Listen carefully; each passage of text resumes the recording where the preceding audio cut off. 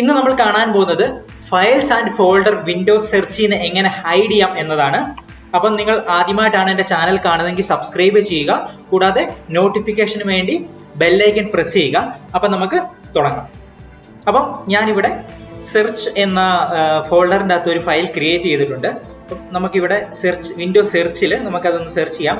ANSV എന്ന ഒരു ഫയലാണ് നമ്മൾ ക്രിയേറ്റ് ചെയ്തിരിക്കുന്നത്. അപ്പം നമുക്ക് ആ ഒരു ഫയൽ ഇവിടെ കാണാവുന്നതാണ്. ANSV എന്ന് പറഞ്ഞൊരു ഫയൽ റിസൾട്ടിൽ വന്നിട്ടുണ്ട്. അപ്പം നമുക്ക് ഈ ഒരു ഫയൽ എങ്ങനെ ഹൈഡ് ചെയ്യാം എന്നതാണ്. ഇതാണ് ആ ഒരു ഫയൽ ഞാൻ ക്രിയേറ്റ് ചെയ്ത ഫയൽ. അപ്പം ഇത് എങ്ങനെ ഈ ഒരു സെർച്ച് റിസൾട്ട് നമ്മൾ ANSV എന്ന് കൊടുക്കുമ്പോൾ നമുക്ക് ആ ഒരു ഫയൽ കാണിക്കുന്നുണ്ട് ഇവിടെ.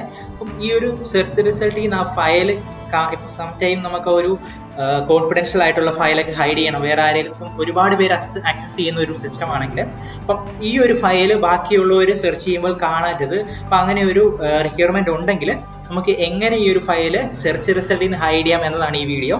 അപ്പം നമുക്കത് എങ്ങനെയാണ് ഹൈഡ് ചെയ്യുന്നത് എന്ന് നമുക്ക് നോക്കാം. അപ്പം ഫസ്റ്റ് നമ്മൾ വിൻഡോസ് ക്ലിക്ക് ചെയ്ത് കഴിഞ്ഞാൽ നമുക്ക് സെറ്റിങ്സ് കാണാവുന്നതാണ്. ഈ സെറ്റിങ്സ് ഓപ്പൺ ചെയ്യുക. ഓപ്പൺ ചെയ്ത് നമുക്ക് ഇവിടെ സെർച്ച് എന്ന് പറയുന്ന ഒരു ഓപ്ഷൻ കാണാം. സെർച്ച് സെലക്ട് ചെയ്ത് കഴിഞ്ഞാൽ സെർച്ചിങ് വിൻഡോസ് എന്ന് പറയുന്ന ഓപ്ഷൻ സെലക്ട് ചെയ്യുക.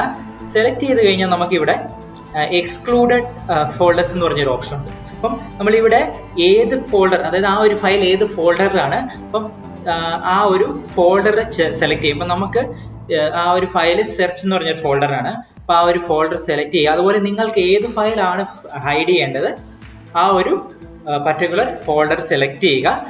സെലക്ട് ചെയ്ത് കഴിഞ്ഞാൽ നമുക്കിവിടെ കാണാം ആ ഒരു ഫോൾഡർ ഇവിടെ ആഡ് ആയിട്ടുണ്ട്.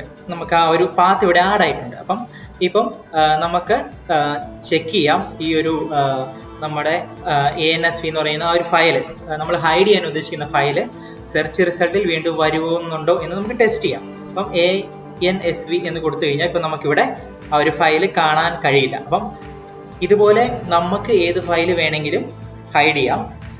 സം കോൺഫിഡൻഷ്യൽ ആയിട്ടുള്ള ഫയൽസ് ഒക്കെ ഹൈഡ് ചെയ്യാവുന്നതാണ്. അപ്പം ഈ ഒരു മെത്തേഡ് യൂസ് ചെയ്ത് നമുക്ക് ഈസി ആയിട്ട് ഹൈഡ് ചെയ്യാവുന്നതാണ് വിൻഡോസ് സെർച്ചിൽ നിന്ന്. അപ്പം നിങ്ങൾക്ക് ഈ ഒരു വീഡിയോ യൂസ്ഫുൾ ആവുമെന്ന് കരുതുന്നു.